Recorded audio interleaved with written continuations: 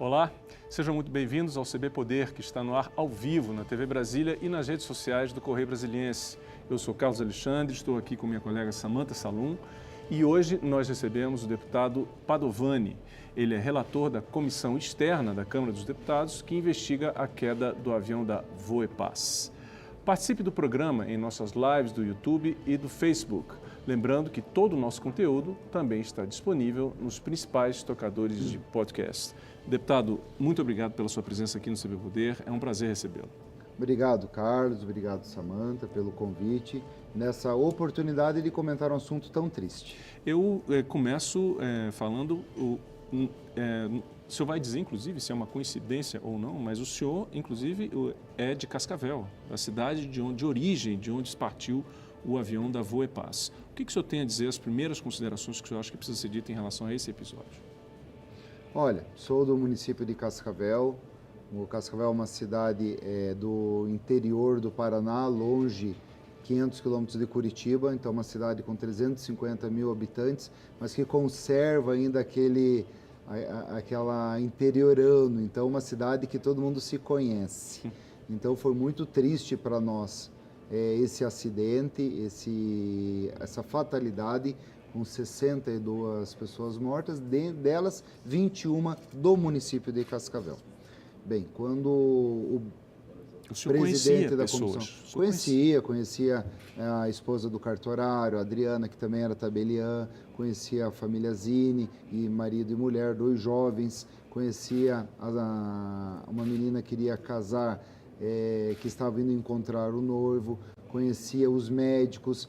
Tinha ali 15 médicos que estavam indo fazer um curso de oncologia em São Paulo, eu conhecia no mínimo 5. Era o voo que eu utilizava de Cascavel, Guarulhos, Brasília.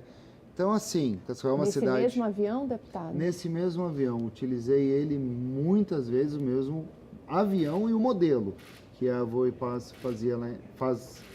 Agora vai deixar de fazer. A partir do dia 9 não opera mais em Cascavel, cortaram pela falta de um equipamento. Não sei por que eles não vão mais operar no município de Cascavel. Eles poderiam repor um outro avião, uma outra aeronave, né? Claro, já que é leasing, é só alugar outro, né? E colocar ela, mas infelizmente... Isso é importante que nós colocamos. Nós não estamos, através da comissão, atrás de achar culpados, mas achar soluções. Porque a aviação brasileira já é cara, a aviação brasileira já não é acessível para a classe média ou classe baixa no Brasil. As passagens têm um custo alto. O que nós queremos é achar soluções para que tenhamos mais segurança. Haja vista que 1 em cada 13 milhões de usuários de aviação comercial no mundo vieram a óbito no mundo. E no Brasil, 1 em cada 80 milhões vieram a óbito nos últimos 10 anos. Então, quer dizer, é um dado estatístico mundial de que a aviação brasileira ela é segura. Agora, deputado, um outro episódio que marcou muito o Brasil foi, por exemplo, o desastre com o avião da Gol.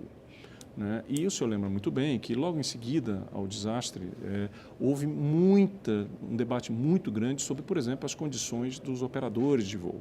E falava-se inclusive da questão da segurança do sistema aéreo brasileiro. E aí vem a minha pergunta, o senhor diria então, com os números que o senhor já apresentou aqui, que a aviação regional brasileira ela é segura? Ela é segura e importantíssima. Nós temos que fomentar com investimentos em equipamentos, em aeroportos, em mais empresas venham operar no Brasil. Nós precisamos dela. O interior do Brasil, Mato Grosso, Rondônia, Acre, Mato Grosso do Sul, Paraná, interior de Santa Catarina, interior do Piauí, Maranhão, Bahia, carece muito dessa aviação, porque os grandes polos do Brasil estão concentrados em Rio de Janeiro e São Paulo. E Brasília também, mas o interior do Brasil precisa dessas aeronaves que não com grande quantidade de passageiros, que qualquer 737 da Boeing ou um A318 que é da Airbus tem no mínimo 160 passageiros. Nós precisamos dessas aeronaves com capacidade menor de 60 passageiros. Deputado, qual é o plano de trabalho da comissão que está investigando esse acidente? Vocês já convidaram, a palavra não é convocar, né? É convidar, né? tecnicamente é o correto, né? Porque as pessoas podem se negar aí, né? Mas quem já está, que depoimentos já estão marcados, em que pé está o trabalho e os prazos, o calendário de se chegar aí a algumas conclusões? Ótimo, Samantha. É um trabalho não de investigação, mas de colher dados de todos os órgãos que assim fizeram. É um trabalho dos 3 poderes. O Executivo fez a sua parte, quando colocou a Defesa Civil, Bombeiro, Saúde, fez a sua parte. O Judiciário vai fazer a sua parte, com Defensoria Pública, com Promotoria e com Justiça. E o Legislativo vai fazer a sua parte, propondo investimentos e propondo também adequação na legislação. Por isso que nós já convocamos aqui, então, aprovado na comissão de ontem, na primeira reunião da comissão, a vinda do brigadeiro Marcelo Moreno, que é do CENIPA. Esse já marcado para o dia 10, já confirmou que vem. Carlos Eduardo Machado, diretor do Instituto Nacional de Criminalística da Polícia Federal. Delegado da Polícia Federal, Caio Ribeiro, chefe do Serviço de Segurança Aeroportuária. Roberto Alvo, diretor-presidente da Latam.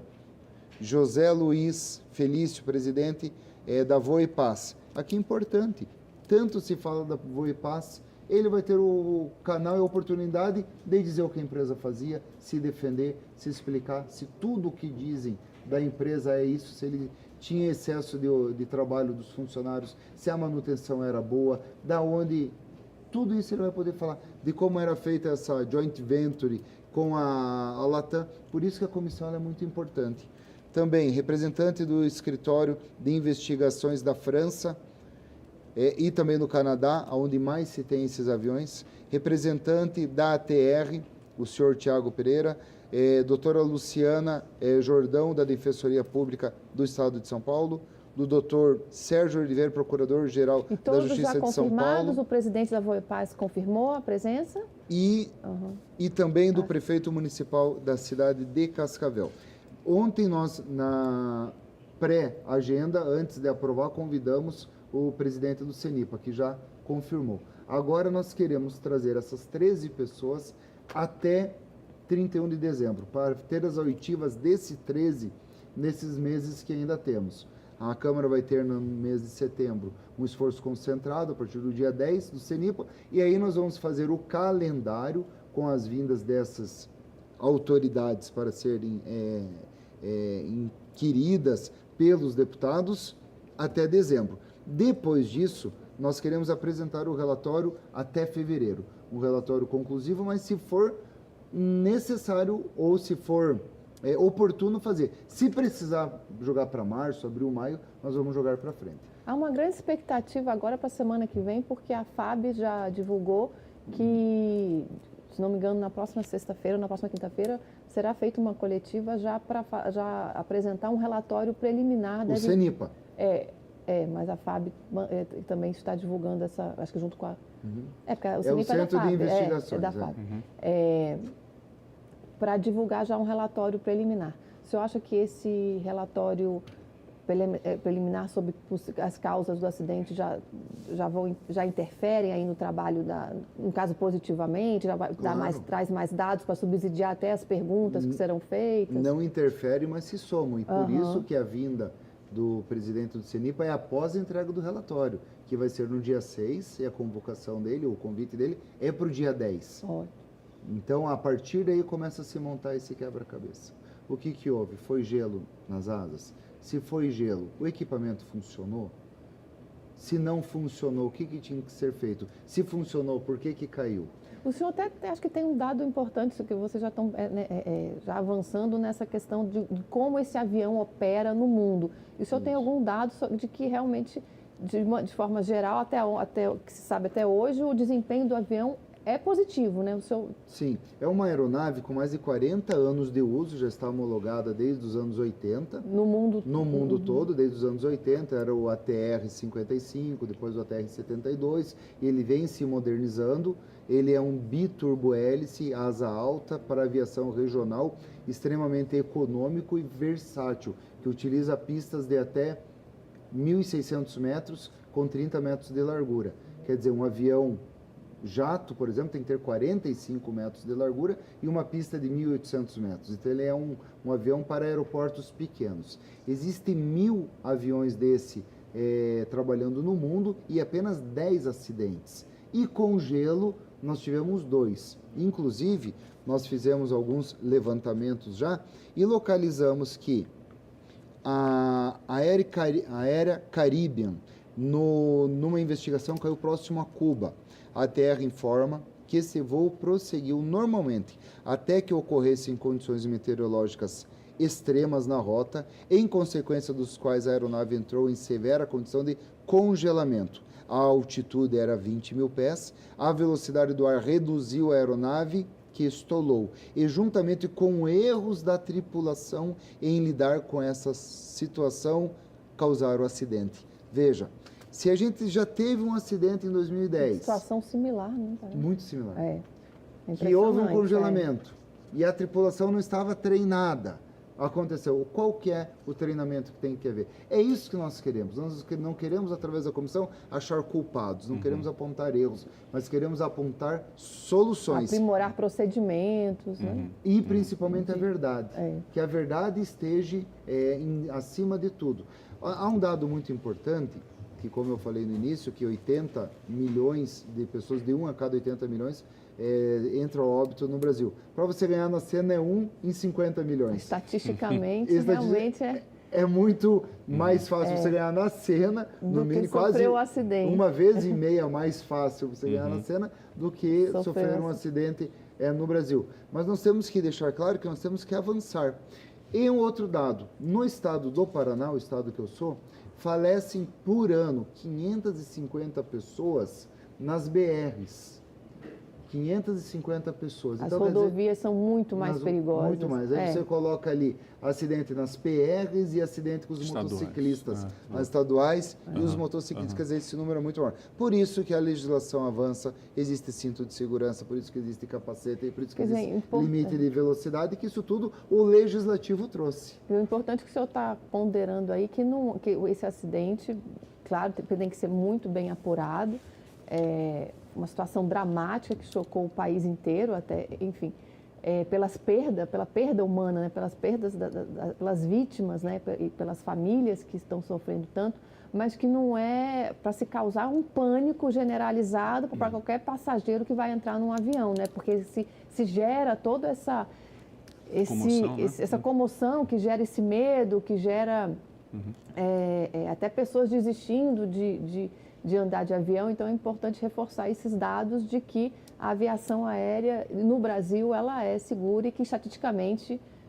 o número de fatalidades é baixo. E tivemos ali nesse voo um passageiro que voava pela primeira vez na vida. Pela primeira vez que entrou no avião aconteceu. Quer dizer, esse deve ser um caso de 1 em 1 trilhão, né? Mas a ideia e o medo do voo é porque quando você está voando e o avião balança ou dá uma turbulência, isso gera uma adrenalina. E essa adrenalina é o medo. Por isso que a gente tem que controlar, saber se controlar em voo. E nós vamos tratar com toda serenidade, com toda seriedade, com toda calma, de que entender que foi um acidente com viés criminal doloso ou culposo, se assim ele for. Se ele foi doloso, quem? Estava feita a manutenção errada? O problema na torre de comando era para ter desviado aquela área severa de gelo, que o avião voou por 10 minutos dentro de uma área de extrema de gelo. Tinha que ter desviado, indo mais a norte, indo mais a sul. Tinha que ter descido em Londrina, Presidente Prudente. Poderia ter continuado. Tinha como ter essa informação. Se não tinha, nós do Congresso Nacional temos que propor investimentos na área porque nós temos 2 centros de comando no Brasil, um em Curitiba e um no Amazônico. Esses áreas precisam de investimentos, de radares, de aparelhos meteorológicos. Esse é um ponto que eu gostaria de tocar, de falar com o senhor no próximo bloco, porque boa parte da discussão se remete muito à aeronave em si, o que poderia estar acontecendo na aeronave, mas a gente sabe que tem outras questões aí, por exemplo, informações de radar, comandos de torre e tudo mais. Eu vou pedir um pequeno intervalo para o senhor, mas a gente volta a falar sobre esse tema, ok? Me dá um minuto só e a gente volta com mais CB Poder, que recebe hoje o deputado Padovani. Ele é relator da comissão externa da Câmara que investiga a queda do avião da Voipaz. Não sai daí, a gente volta já.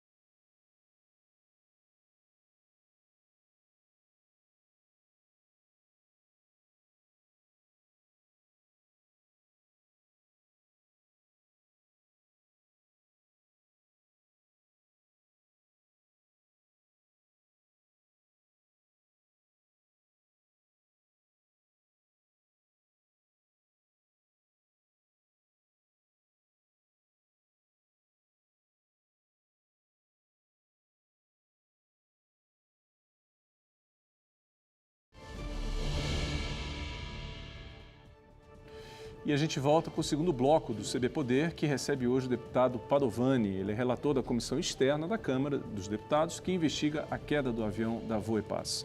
Deputado, eu tive que lhe interromper no bloco anterior, porque o senhor estava falando sobre as condições referentes a esse voo. E que, por exemplo, não dizia só a respeito ao que acontecia no avião. Tem outras questões que precisam ser analisadas também, como, por exemplo, a troca de informações entre as torres de comando e a aeronave. O que o senhor pode dizer em relação a isso? Olha, um avião nunca cai por uma causa só. Um avião são vários fatores que acabam ocasionando um acidente aéreo. E nesse caso, se for problema de frio extremo, de gelo, nós temos que saber o que nós temos que investir. Quais equipamentos nós temos que investir na aviação aérea brasileira. Nós sabemos que do trecho do Paraná a Porto Alegre, onde tem aquela corrente de frio que vem dos Andes, procurando o calor do Oceano Atlântico, ali sempre tem muito vento e muito frio. O que tem que ser feito para esse SINDAC monitorar melhor? São essas as questões. Nesse caso exclusivo do voo, daria para a torre de comando ter ajudado, ter auxiliado? Outros pilotos que passaram por esse local poderiam ter avisado gelo extremo, tem que desviar? Então a nossa questão da comissão, além de investigar as causas de falta de manutenção, de excesso de trabalho, de condições da aeronave, de condições meteorológicas, é propor soluções e investimentos para que o Brasil tenha, assim, uma condição mais segura da América Latina de ter aviação, sendo que nós somos um hub logístico no Brasil. Muitos aviões que vêm do Oriente Médio, de Dubai, param no Brasil e seguem para o Chile, para a Argentina. Muita aviação que vai para a Austrália sai do Brasil, que vai para o Oceano Índico. Então, nós temos que o Brasil ser referência. É muito fácil, hoje as tecnologias são acessíveis, não podem só ficar na mão dos Estados Unidos, onde tem uma meteorologia mais gelada, não pode ficar só na Europa, tem que também vir para cá, porque acontece esses frios extremos também, essas condições climáticas adversas. Deputado, e qual era o que vocês já têm aí de informações sobre o histórico da empresa, da Voipaz,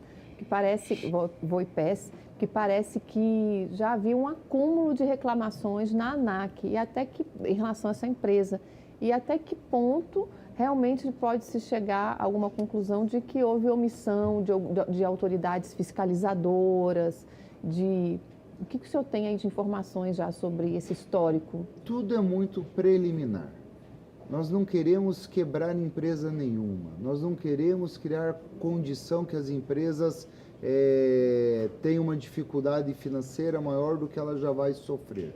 Mas nós vamos ouvir ex-funcionários, nós vamos ouvir levantar a questão das denúncias que está registrada na ANAC de reclamações de passageiros, de todas as ordens, desde limpeza do voo, a falta de ar-condicionado, a falta de manutenção, de atraso de voo, e dentre tantas, para ver se alguma delas há uma relação com a falta do equipamento de degelo.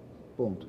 Essa aeronave em si, ela já tinha tido, no dia 11 de março, um toque na cauda no aeroporto em Salvador. Exato. Na hora da decolagem, ela tocou a cauda e foi feito um reparo nela. Esse reparo pode ter ocasionado esse acidente.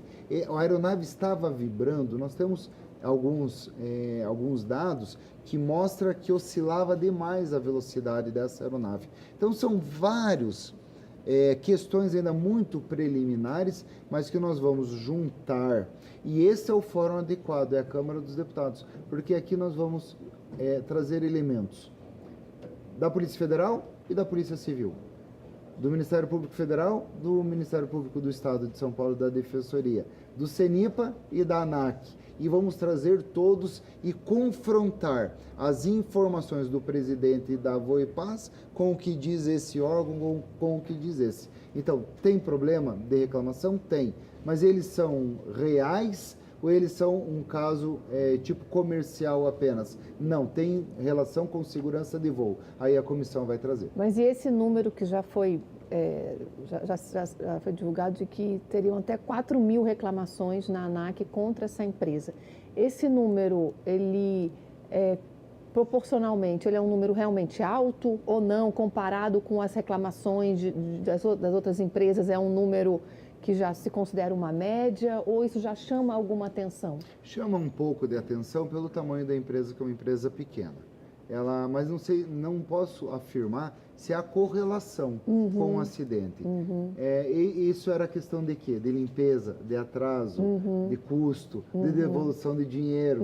Né? E claro que todas essas coisas são coligadas, porque a falta de manutenção de um avião, muitas vezes quando a empresa ela é top, ela é 5 estrelas, se vê que as reclamações são menores. E quando você tem já não o cuidado na administração da empresa, recorrente às reclamações pode acontecer. Mas a nossa intenção não é fazer caça às bruxas. A nossa intenção na comissão é trazer soluções para que a aviação brasileira seja mais confiável, mais assertiva e que possa aqui nós gerarmos empregos, gerarmos renda, impostos e que tenha uma malha aeronáutica no Brasil mais acessível para a população. Nesse caso, queremos que a Voipaz, e tem duas empresas que têm essa aeronave no Brasil, a Azul e a Voipaz. A Azul tem um número muito maior de aeronaves ATR e sabemos que é segura, mas a característica daquele voo que chegou em Guarulhos, imagine você quantos voos não chegou no mesmo dia em Campinas, que passou no mesmo horário, que passou no mesmo cenário meteorológico. E por que com ela não aconteceu? Então são coisas que nós vamos, juntamente com os órgãos, investigar e colocar no relatório. Essa é a grande pergunta mesmo, porque, como o senhor bem lembrou, outras aeronaves passaram por ali minutos antes, minutos depois, E qual foi a ação que aquele piloto teve, que aquela empresa teve e que essa não teve? Agora, deputado, a missão do senhor ela é difícil no sentido de que o senhor é da cidade das vítimas, tinha até uma relação, quer dizer, conhecia, os familiares devem recorrer ao senhor e para quem fica, para o familiar que perdeu um parente querido, pela questão emocional, ele quer eles dizem, né, nós queremos justiça, nós queremos que eles buscam algum tipo de punição, até como uma forma de minimizar a dor da perda, né, para que isso também não ocorra. Como é que o senhor se sente como parlamentar, mas também como cidadão da cidade de origem dessa tragédia, nesta missão? E como usuário da aeronave. Sim, com certeza. Né? Também O senhor fazia esse trajeto com essa aeronave? O pós, o que nos resta, além de lamentar o ocorrido, investigar, mas agora vem as indenizações. Isso. A aeronave tem um seguro, que ela é tipo um DPVAT. Então, cada usuário está recebendo em torno de R$100 mil, uns mais, uns menos. Mas muitas ações de percas e danos serão, temos certeza que o judiciário irá acolher essas ações e serão, as pessoas entrarão com essas ações. Poderá haver um acordo coletivo? Porque a gente sabe que essas ações às vezes demoram anos, 15 anos, 10 anos. Quem entrar, nós podemos auxiliar nisso. Aí vem um outro passo, além do seguro, que é uma coisa com a DPVAT, a questão das ações. Essas ações é a Voepaz que é responsável ou a Latam também que vendia a passagem em conjunto? Então são tantas ações que nós vamos estar juntos nessa situação para aí sim auxiliar. Infelizmente, as pessoas não voltam. O que a gente perdeu, lamentavelmente, a dor ficou. Mas a gente quer, sem sensacionalismo e sem procurar culpados, achar o melhor meio de trazer o mínimo de conforto e esclarecimento e trazer a verdade para a população e para essas famílias. Deputado Padovani, eu agradeço muito a sua participação aqui no CB Poder. Espero que o senhor venha mais vezes. Obrigado, Carlos, e obrigado, Samanta. Obrigado, Samanta. O CB Poder fica por aqui hoje. Muito obrigado pela sua companhia. Até a próxima e tchau.